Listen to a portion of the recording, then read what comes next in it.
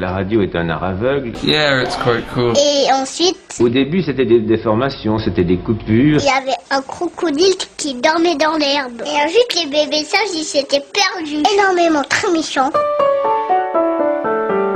Bonjour à tous et toutes et bienvenue dans l'univers sonore des interviews d'Eric Cooper, un podcast qui vous permet de découvrir virtuellement des personnes passionnantes et passionnées. Avant de découvrir celle qui est actrice du podcast aujourd'hui, notre petite citation: pour lire un roman, il faut 2 ou 3 heures. Pour lire un poème, il faut une vie entière. Citation de Christian Bobin.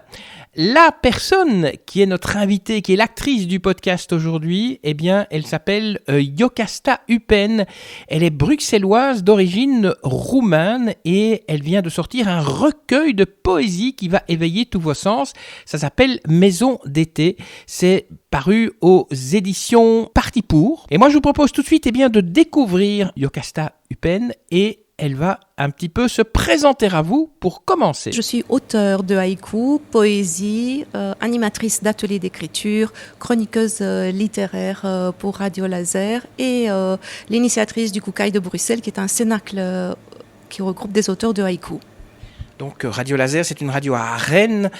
Et c'est en France. Alors, qu'est-ce qui a déclenché votre envie d'écrire ? Est-ce que c'est quelque chose de récent ou bien ça fait longtemps que vous écrivez ? Lorsque j'étais adolescente en Roumanie, j'aimais beaucoup la poésie. J'avais écrit quelques poèmes en rime, en roumain, mais j'ai trouvé cela très très compliqué. Et puis les études, la vie a fait que je laissais un peu de côté cette envie d'écrire. Et ici, en Belgique, en 2013, j'ai rencontré une japonaise qui vivait et en discutant avec elle, elle m'a donné envie de m'intéresser au haïku et j'ai commencé à écrire des haïkus et j'ai continué jusqu'à aujourd'hui et c'est grâce justement au haïku que je suis arrivée à la poésie sans rime. Tout ce que je ne peux pas exprimer avec la poésie brève, je l'exprime avec les poèmes un peu plus longs. Et votre style, au fil des années, est-ce qu'il a évolué ? Et si oui, pourquoi ? Le style évolue en fonction des rencontres que je fais. Par exemple, décembre 2020, une personne sur Facebook a partagé un poème, un pantoum. C'est un poème en rime croisé, d'origine un genre malais de poésie. Et je me suis lancée et je m'y plais beaucoup dans l'écriture de ce genre. Donc, mon style dans le haïku, pour répondre à votre question, a évolué dans le sens que je respecte un petit peu plus les règles de rédaction. Il y a aussi les quelques exceptions. Pour la poésie sans rime, il n'y a pas vraiment de règles à respecter, sinon une certaine musicalité pour donner l'impression que c'est de la poésie et pas de la prose sous forme de poème. Ça, je fais très attention. Et puis, avec ce nouveau genre qui est le pantoum, là, les possibilités sont infinies de création. Il suffit d'avoir un dictionnaire des rimes et on est parti, une fois les 4 vers écrits, on est parti. Avant de publier vos livres, est-ce que vos œuvres étaient publiées dans des magazines ou sur Internet ? Non. J'ai commencé avec le haïku, j'ai eu un premier livre assez vite, mais comme c'était le premier, il est paru dans une édition à moitié à compte d'auteur et 10 livres, mais c'était le premier livre et donc il faut commencer quelque part. Et à partir de ce moment-là, il y a eu la publication dans des revues, participation à des concours, les prix que j'ai eu aussi. Oui, finalement, tout compte fait, quand j'étais en Roumanie, j'avais fréquenté un cénacle de science-fiction. J'avais écrit une petite nouvelle qui avait plu à un certain nombre de participants. Et il y a eu un étudiant qui m'a proposé de publier cette petite nouvelle dans leur fanzine de science-fiction. Mais c'était la seule participation avant les livres. Et justement, qu'est-ce qui a fait qu'un jour, vous avez eu envie d'être publié, donc de sortir vos livres ? Lorsque j'ai découvert le haïku, je me suis sentie tout de suite à ma place avec ce genre de poésie. Et en me sentant à ma place et voyant que ça plaît aux gens autour de moi, les personnes qui me lisaient sur Facebook au départ, ça m'a donné envie de publier, de me faire publier. pour moi, c'est un aboutissement, publier un livre. Écrire dans son coin, c'est bien, mais assez vite, je visais de quitter ce domaine amateur pour aller vers un domaine plus connu, plus grand, large public que celui qui me suivait. Quand on écrit de la poésie, comme vous faites, est-ce que c'est plus difficile de trouver un éditeur que, par exemple, les personnes qui écrivent des romans ? Je pense que le parcours peut être le même. Il faut avoir de la chance, il faut rencontrer les bonnes personnes, il faut savoir aussi ce qu'on veut.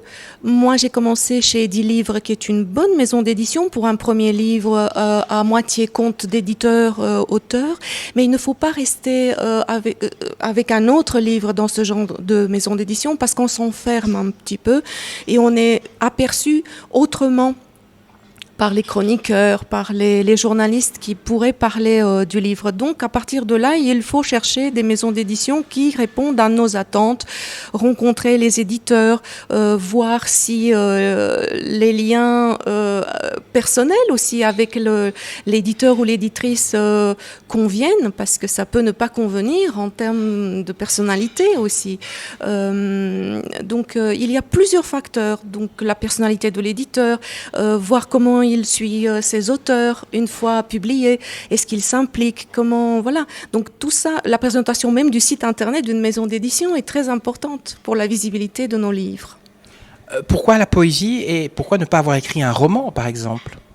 Oui, c'est une bonne question. Avant de découvrir le haïku, je me suis essayée aux nouvelles pour les enfants. Donc, mon fils est né en 2006 et en lui lisant des livres pour enfants, j'ai eu envie de rédiger aussi une petite histoire. J'ai commencé, mais je ne me sentais pas à ma place. Donc, je faisais lire mes écrits à mon mari, qui est scénariste BD, qui a une habitude de rédaction de texte, et il disait, là, tu dois reprendre, tu dois retravailler, ça ne va pas assez bien.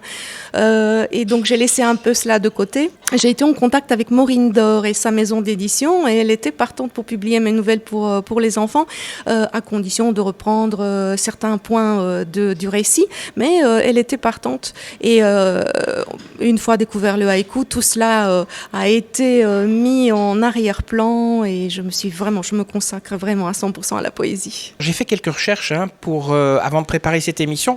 J'ai vu que vous aviez initié le Kukai de Bruxelles. Alors dites-nous un petit peu, le Kukai, c'est quoi exactement ? Le Kukai, c'est un terme japonais qui désigne une rencontre avec des auteurs qui écrivent des haïkus. En fait, dans d'autres termes, c'est un cénacle littéraire qui regroupe des gens qui amènent des textes écrits. On les lit de façon anonyme, on choisit ceux qui nous plaisent et on passe un bon moment comme ça. Il peut y avoir des questions sur la théorie du haïku, si un auteur veut qu'on retravaille ses textes. Mais en règle générale, au Kukai de Bruxelles, on ne retravaille pas les textes des gens. Le Kukai à la japonaise, c'est comme ça qu'il fonctionne. Les auteurs se présentent et les autres modifient leur texte, et cela est accepté sans problème. Nous, en Occident, ici, on ne fonctionne pas vraiment comme ça. Et donc, on se retrouve 6 fois par an à la Fleur en papier doré à Bruxelles, le café des surréalistes. Et le Kukai existe depuis 2014. On ne s'est pas toujours retrouvé ici à la Fleur en papier doré, mais quasi depuis toujours, à part les 2 premières rencontres, on est là à nous retrouver 6 fois par an.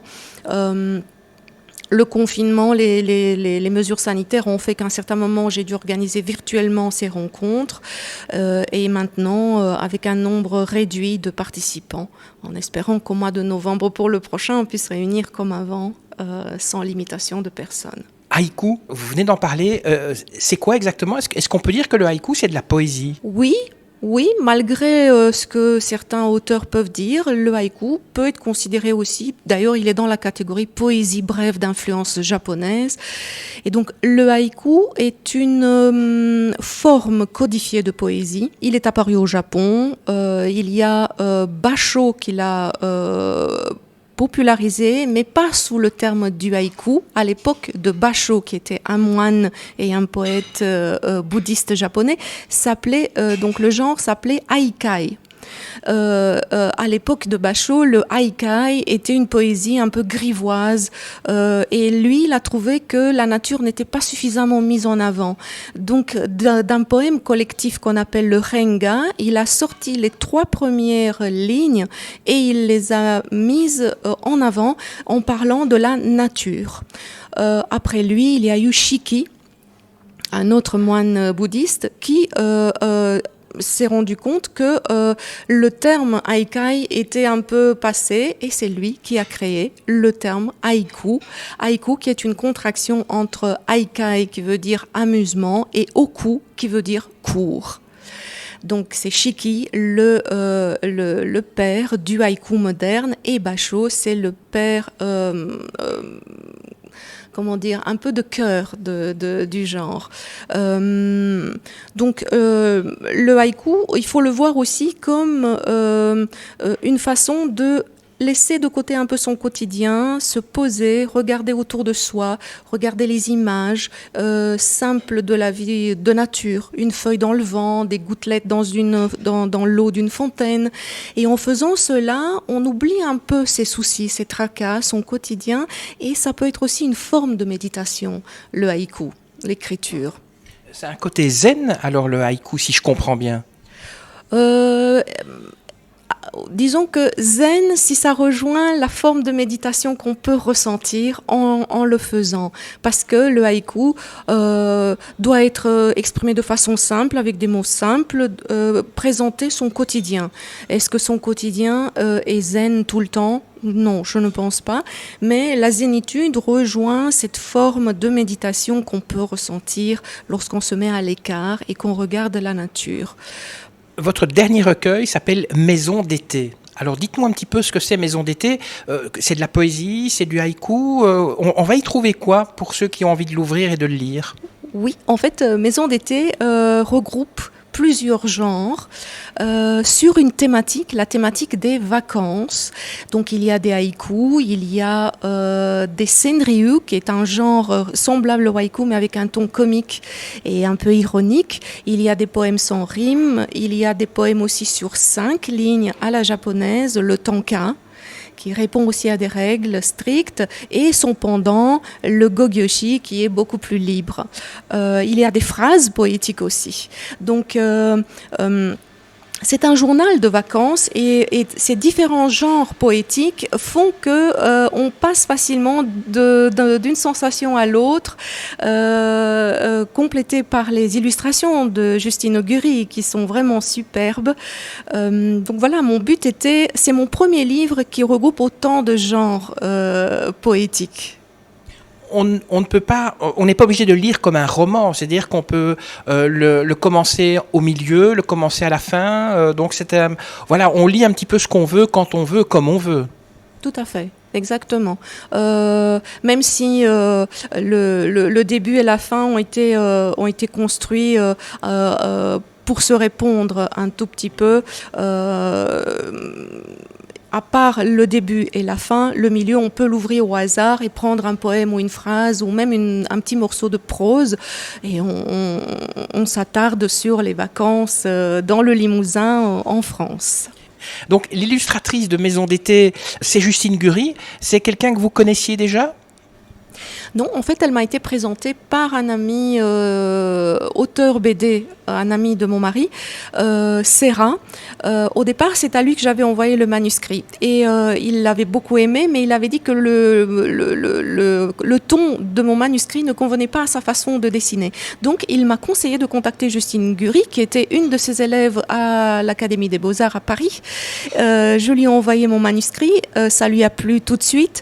Et c'est ça qui est vraiment touchant, c'est que pendant qu'elle a fait toutes ces illustrations, elle ne m'a passé aucun coup de fil. Ça veut dire qu'elle a eu toutes les réponses dans mon manuscrit, elle n'a pas eu besoin d'informations et de questions, des réponses à des questions particulières. Ça lui a plu, ça lui a parlé tout de suite, le manuscrit. Et je trouve que, comme j'ai dit dans une publication sur ma page Facebook, je la considère comme mon âme sœur en termes de collaboratrice sur ce livre. Elle se place comme illustratrice jeunesse et celui-ci, c'est son premier livre en tant qu'illustratrice. Est-ce que si on a envie d'écrire des haïkus, est-ce qu'il y a des règles à suivre? Si par exemple demain ou même ce soir, je rentre chez moi, j'ai envie de commencer à écrire des haïkus, est-ce qu'il y a des choses auxquelles je dois faire attention ou des règles que je dois suivre? Oui. Si vous voulez écrire des haïkus, oui. Si vous voulez écrire des tercets d'influence haïku, là, il y a plus de liberté. Mais pour le haïku, il y a 15 règles à respecter et 9 exceptions à ces règles. Je les ai répertoriées dans mon livre atelier qui s'appelle Poésie brève d'influence japonaise, paru chez L'Harmattan. Je regarde l'année en 2019. Il y a ces règles. Les principales sont le nombre de syllabes, le verbe qui doit être utilisé au présent, il y a moins d'adjectifs à utiliser, un mot de saison obligatoirement si c'est un haïku. Si c'est un tercet, vous pouvez ne pas avoir un mot de saison. Par exemple, nous sommes encore en été, il y a la mer, le soleil, ce sont des mots de saison. Et comme nous ne sommes pas plus japonais que les japonais eux-mêmes, nous ne pouvons pas respecter ces règles, par exemple les 17 syllabes à chaque fois qu'on écrit un haïku. Donc la pratique accepte qu'on ait une ou deux syllabes en plus ou en moins, c'est tout à fait accepté. Et parfois on peut faire, même dans un recueil, on peut faire un petit exercice de style, on met un adjectif par ligne ou un verbe par ligne, mais c'est de façon ponctuelle ce genre d'écriture. Sinon le haïku doit avoir un seul verbe, parfois même pas de verbe du tout. Oui.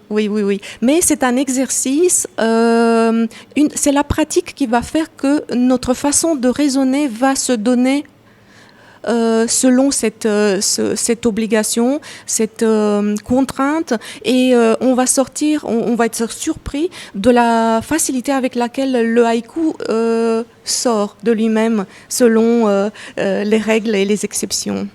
Comment s'appelle un auteur ou une autrice de haïku? Un haijin en Europe et au Canada, haïkiste. L'écriture, c'est quelque chose que vous faites à temps plein? Oui, tout le temps.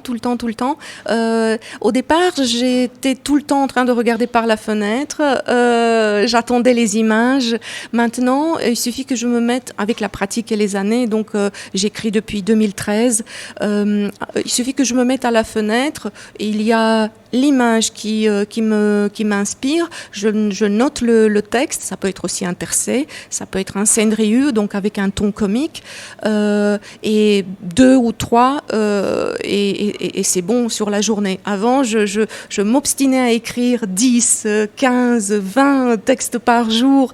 Après, je devais les trier lorsque j'allais les compiler pour un recueil, mais en fait, tout est bon, tout doit être noté. Parce qu'on ne peut pas savoir, certains sont retravaillés, d'autres pas, mais il faut noter tous les textes qui nous viennent à l'esprit sur le moment même. Vous avez une sorte de discipline d'écriture, c'est-à-dire que vous écrivez tous les jours au même moment, que vous buvez peut-être un thé avant de commencer à écrire, que vous n'écrivez que la nuit? Non, jamais la nuit.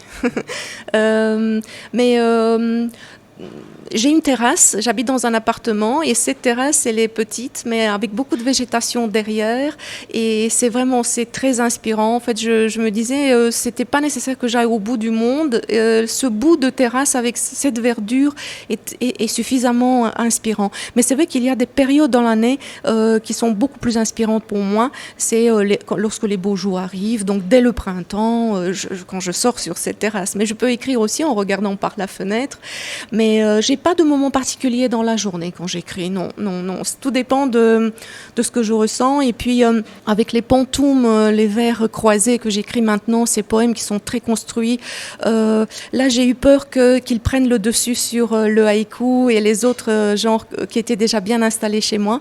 Mais non, donc j'arrive à compartimenter, en fait, mon temps en fonction des genres poétiques. J'aimerais savoir, est-ce qu'il y a, lorsque vous rentrez dans un endroit, que vous sentez un parfum, est-ce qu'il y a des parfums qui vous rappellent des souvenirs, que ce soit d'enfance ou de Roumanie ou d'autres? C'est une chouette question. Oui, en fait, il y a c'est l'odeur dans les épiceries, ici. Parce que j'avais connu cela au Maroc. J'avais vécu au Maroc pendant 2 ans à Oujda, en accompagnant ma famille, mon père, ma mère et ma sœur. Et donc c'est cette odeur d'épicerie quand on allait acheter des revues, des pifs. On a acheté des pifs, je suis désolée. Oui. Et donc il y avait cette odeur de bonbons, de chewing-gum. Et c'est une odeur indéfinissable. Je peux que la retrouver forcément que dans une épicerie de ce style, avec des bonbons. Ça, c'est quelque chose. C'est une odeur particulière. Sinon, une odeur de Roumanie. Oui, peut-être l'odeur en automne des feuilles brûlées lorsqu'on fait les feux et on brûle les feuilles quand on a nettoyé son jardin. Vous parlez de chouettes questions. Votre plus belle qualité, c'est laquelle ? Ouf.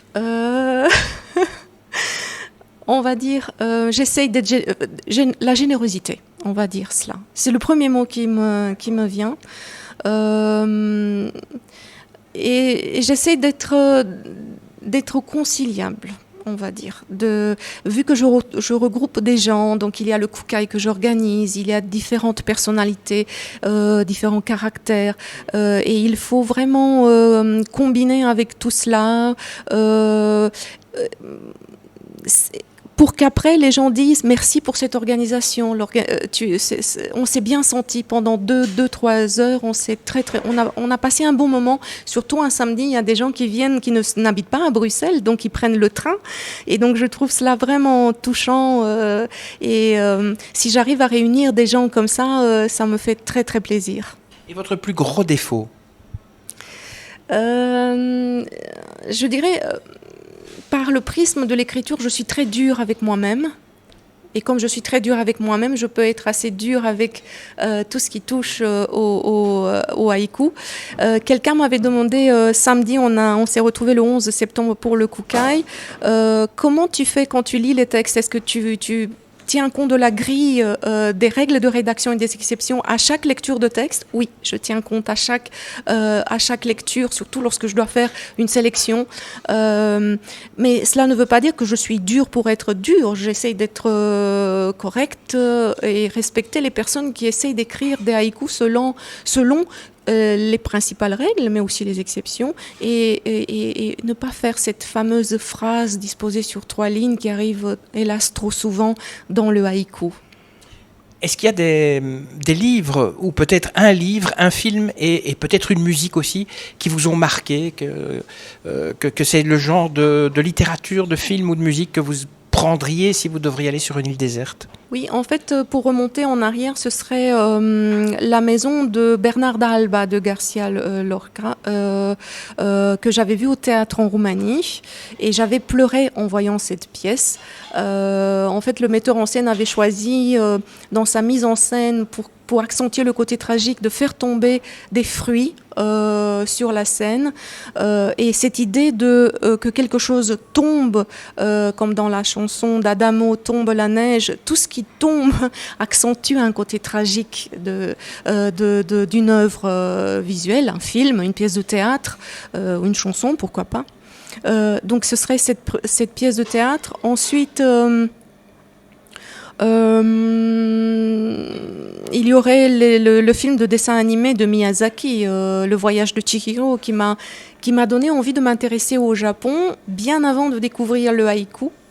Donc ce film, si on le regarde et si on ne connaît rien à la culture japonaise, on a un aperçu de leur façon d'être et de faire.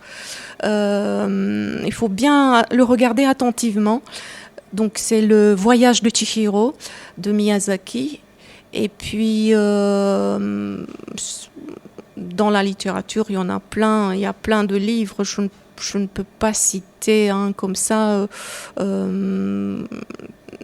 Non, il y en a beaucoup trop. Le Koukaï de Bruxelles, est-ce que c'est ouvert à tous ? Par exemple, s'il y a des personnes qui nous écoutent, qui sont de Bruxelles ou pas, qui ont envie d'y participer, elles peuvent, ou bien il y a des règles à suivre, il faut qu'elles aient déjà écrites des haïkus ?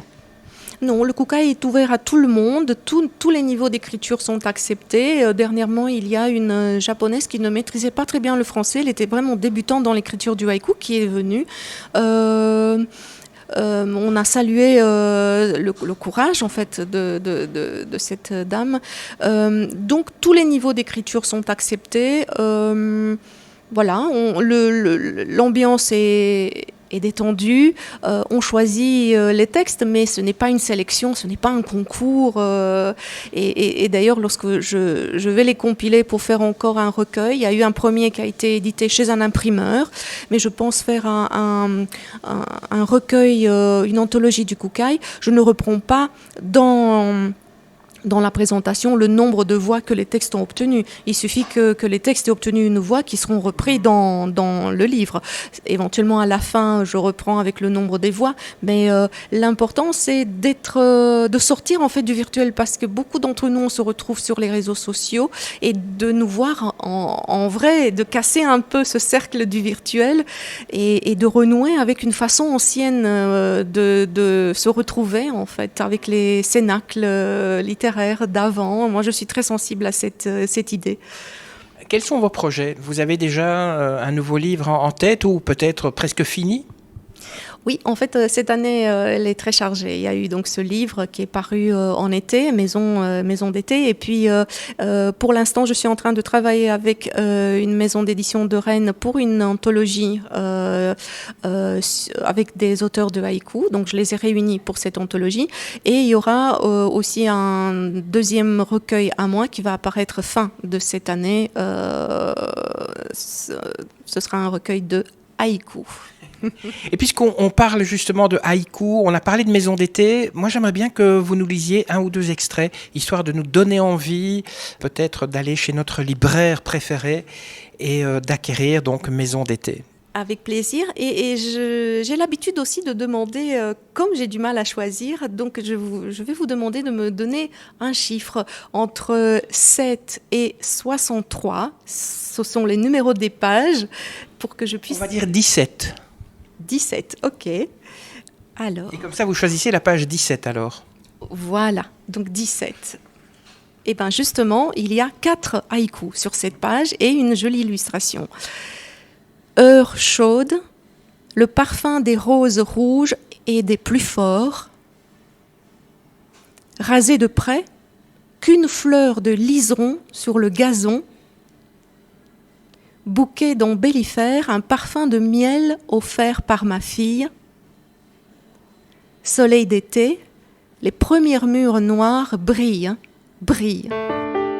Merci à vous, Yokasta Upens. Donc, on rappelle, Maison d'été, ce recueil de poésie que vous devez absolument acquérir.